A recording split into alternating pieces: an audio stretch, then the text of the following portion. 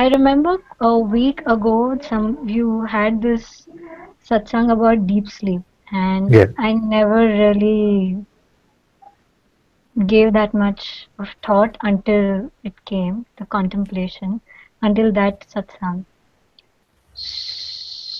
So, what is it that's aware during deep sleep, and what is aware that you're coming out of sleep or going into sleep? To Very me, it good. felt that it's ego that maybe not cognizing, I don't know if the cognizing is the right word, but the way I feel it is, so when I wake up in the body sense and I see that this is flower, this color is orange, this is that cognizing ability to differentiate things. Hmm. So based on that, in deep sleep also, like this Turiya experience that we have, it's an experience. Okay, so I feel it's the cognizing ego that gives too much importance to all this, and which actually divides that this is deep sleep, this is awake, this is waking up, Yeah. and something like that. Yeah. So the mental division or a Yeah. conceptual division, of course, is at the level of concept. But for the ego to cognize, we must look at what we mean by ego in the first place. You see, so what is ego? What do you mean by ego?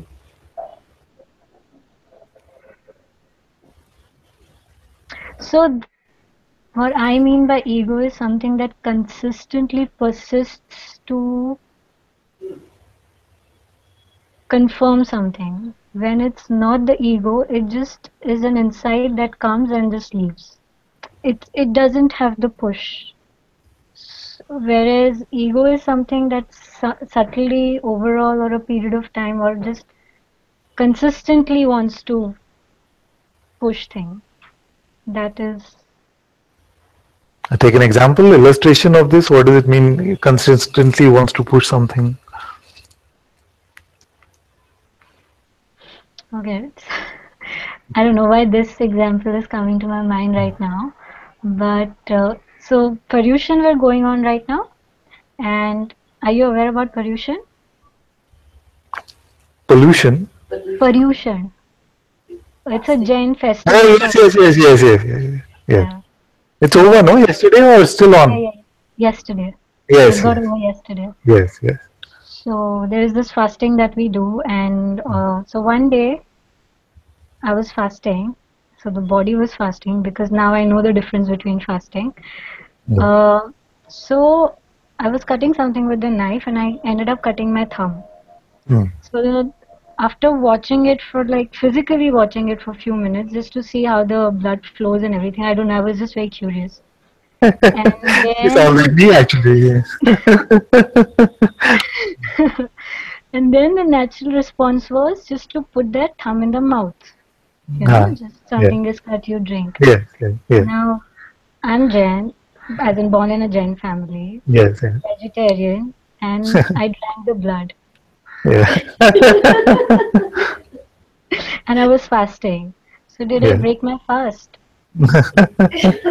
So it just came like that, and there was this absolute clarity of insight which said, not said, but just insight which says that fasting is for senses that reach out, not for the natural responses. I asked this to my mom. She's like, "You didn't do it intentionally. It's okay. Nobody cares. So that's her way of showing love and everything. But for me, that insight was enough to know that fasting is not something that I'm doing. It's for Hmm. senses. Hmm. Just to bring yourself in some center. Whereas this, just taking this in my probably was a natural response, and I didn't feel guilty about it at all. And I shared it with a friend, and she's like, "You're probably the first Jain vampire." I was like, "Yeah, maybe." So I think for me that is insight. But if I probably would have held on it, like the mind would still bring up all these stories. Some stories from Mahavir's life and all the stories that we grew up listening, and different things. A lot of other things that just kept. So I think that I would say is the cognizing ego, which is trying to pull you consistently. Whereas inside is like, okay, this is it and it's gone. It doesn't care whether you agree or not, don't agree or what happens. So for me, that's the cognizing ego. Okay, so Does it make sense? let's look dig deeper into this. It's very good. So when we're linking it back to what the ego is, let's use one of your sentences. You say that I might be the first Jain vampire. So this I is which one? This I is the one that world has perceived me to be a Jain and a vampire. Okay, I am not Jain or vampire. Yeah, Yeah. So, because yeah, it's good. So Jain is a identity, vampire is an identity. Both can be kept aside. You see. yes, So so all this collection of identities, collection of beliefs. You see already, isn't it, that you cannot identify as if you are something unless you believe a thought about it. Do you see this? yes, very clearly. Yes. So all of our identities, which are constantly changing anyway from time to time, you see, from 5 years ago, there could be a different set of belief system, different set of identities which we believe ourselves to be. I'm like this, I'm rebellious, I work in this way, I'm very truthful, I'm honest. You see, all these ideas we have about ourselves, they keep changing over periods of time. You see, so if for a moment we keep all of these identities aside, you say that I'm neither this, I'm neither Jain nor vampire. You see, is there something which you are, which is undeniable?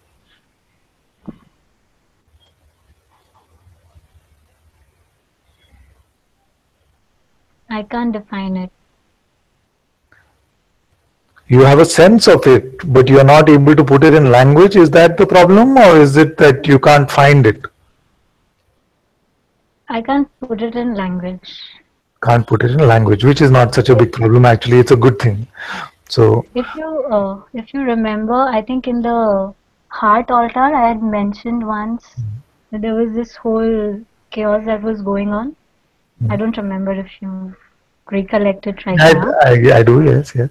Yes, and during that chaos, when those inquiries arose, and that even to type that word known as, I just couldn't bring anything else. Yes. But I had to write it because I had to somehow get it out of my system. But I think the problem is holding on or being that known as, because Yeah. at mind, Okay. Okay. yeah, sorry. Okay. So now, what have we discovered so far in our conversation? That there's a set of identities which can be held on to. You see, when we talked about the religious identity or some sort of phenomenal functioning identity which can be held on to. Now, and we also said that these identities are a function of our belief. So that which is the function of our belief and comes and goes with our belief in it, you see, does that have any cognizing ability?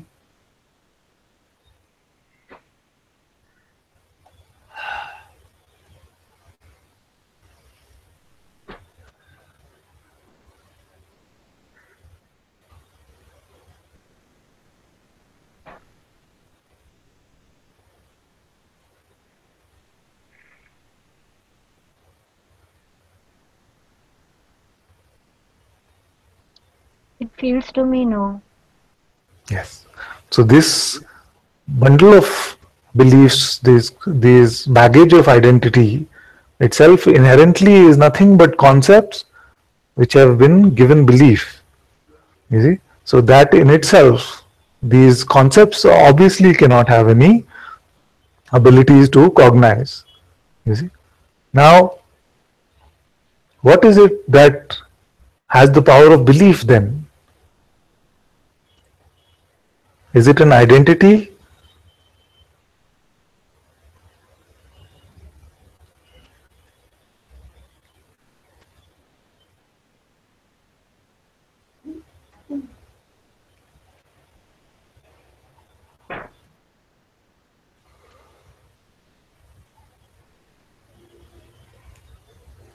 I Yes, I think we could say it is an identity, but it feels more like something that draws attention there.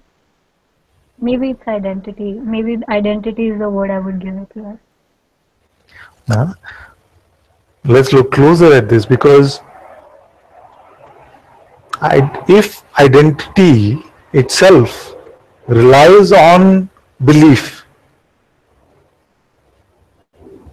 then for there to be identity first, there must be the power of belief. So belief must be prior to identity, isn't it?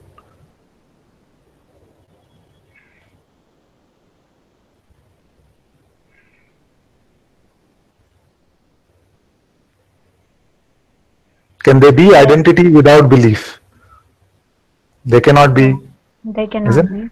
Therefore, belief cannot be a function of an identity itself, because for identity to exist, there first must be a belief.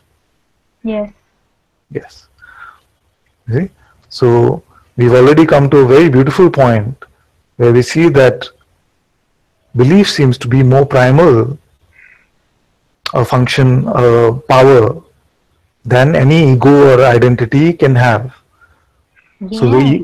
now we are seeing that this ego can neither cognize, these identities can neither cognize, nor do they have any power, including the power of belief.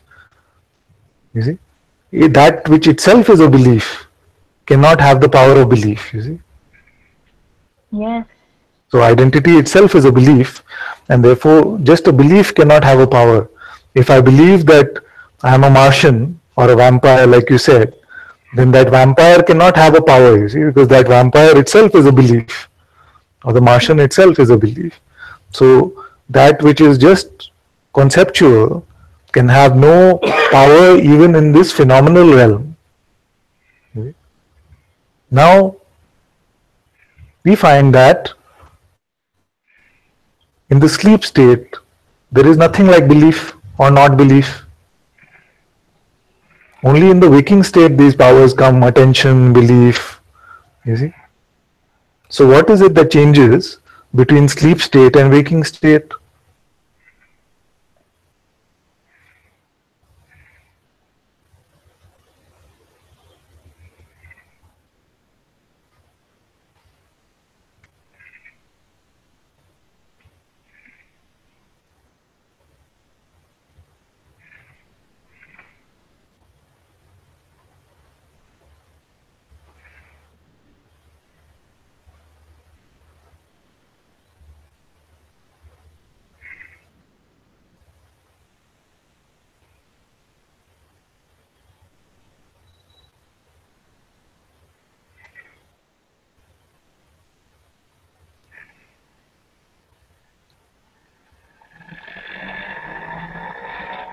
I don't know.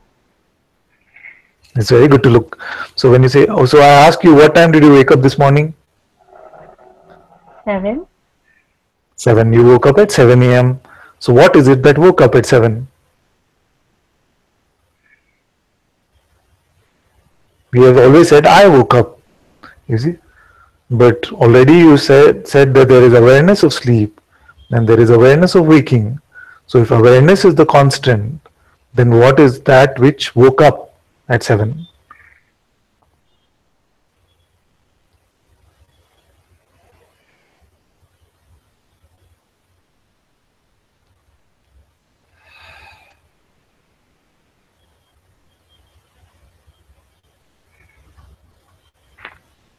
I think attention woke up at 7 to look at the clock and say it's 7. Not bad. This is very good. This is the first time I've heard this answer, and you're right. But even attention even for attention to exist, don't you have to exist first? Is there ever the experience of attention without there being the sense that I exist?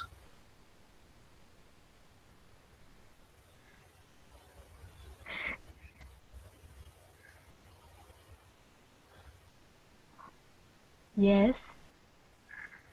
Yes. So actually, you touched on a very beautiful point,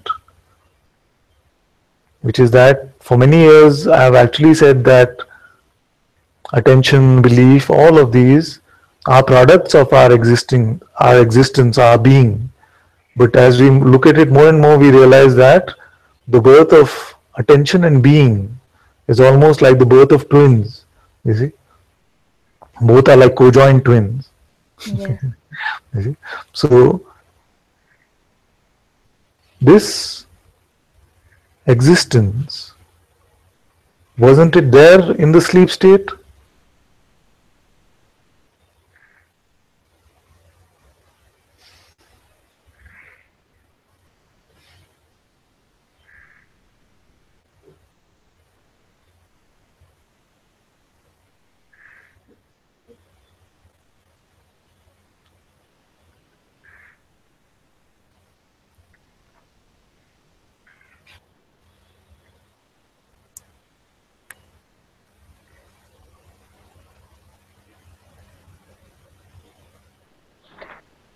You know what comes to Hmm. me right now is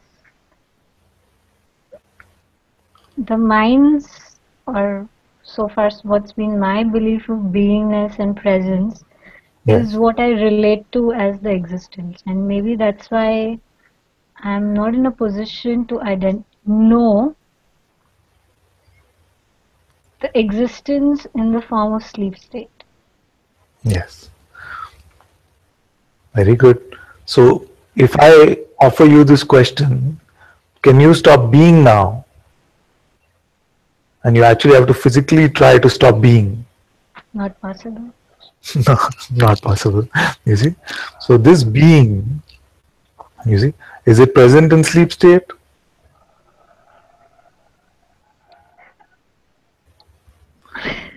So okay, so let's do it this way.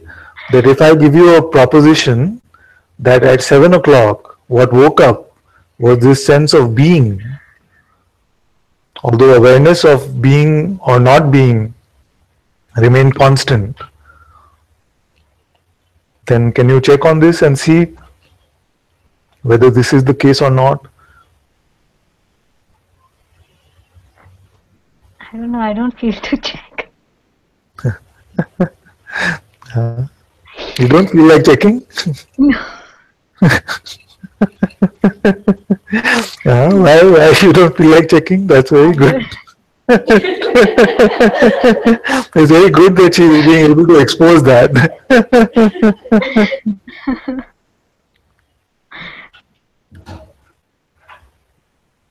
So I don't feel like checking. Can we check on that at least? Yes, that feels okay. So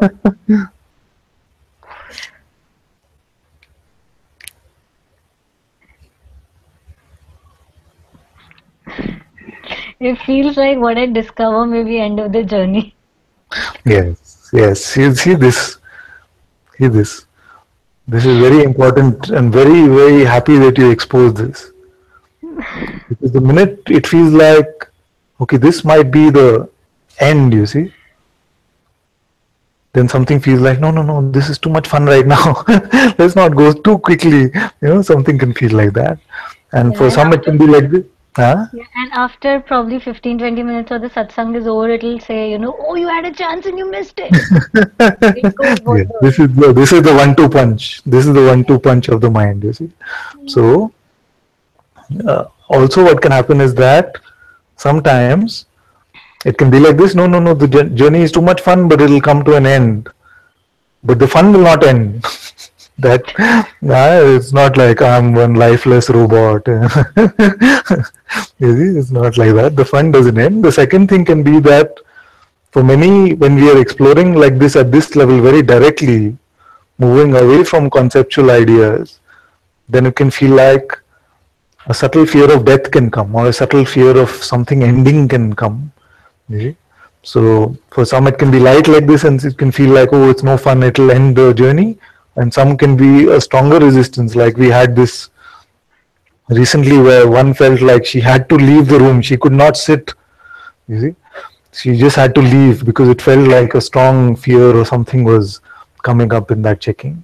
You see, but it's not bad. We've already looked at a lot of beautiful insights, and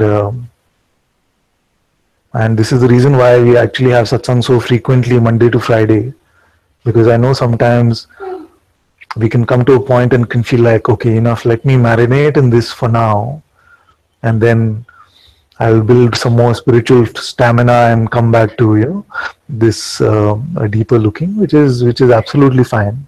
So the intent here is not to push you into it. Already, I feel we've clarified a lot of insights today, and a No, more but direct. please push me. I may not. I know myself too well. I may not come again anytime soon. Please push me.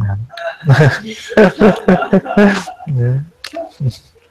You see, that is why, because this can also feel like, you see, this can seem very real. I might not come back, you see.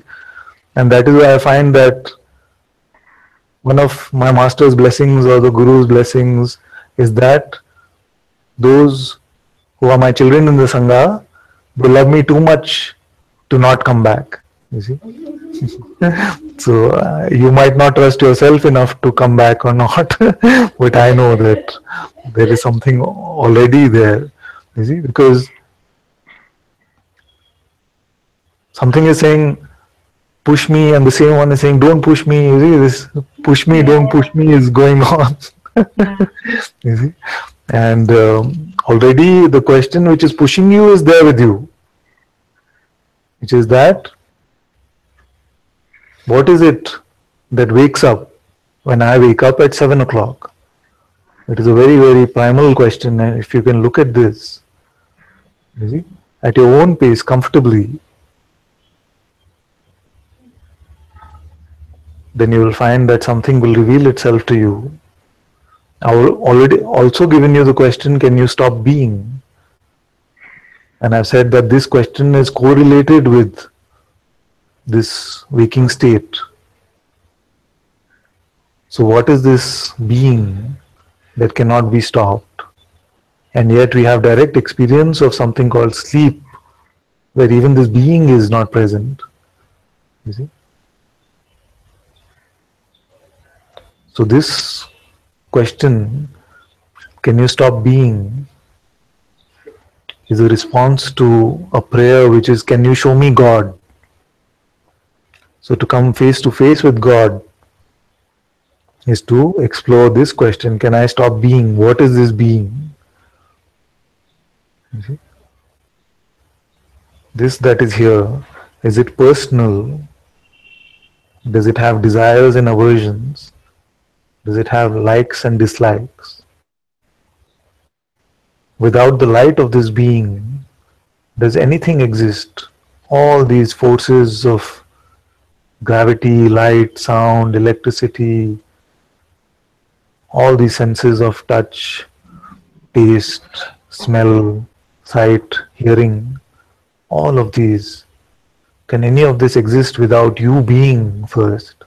Therefore, what must be this being? And ultimately, for whom is this being, which seems to be the light of this universe, also coming and going? You see? So this is the exploration that we are doing together. And it's a wonderful, joyous journey. It's a wonderful, joyous looking. And some fears can come, some resistance can come, sometimes lethargy can come. You see? And it's okay. I'm not going to leave you so easily. thank you. Very good. Very good.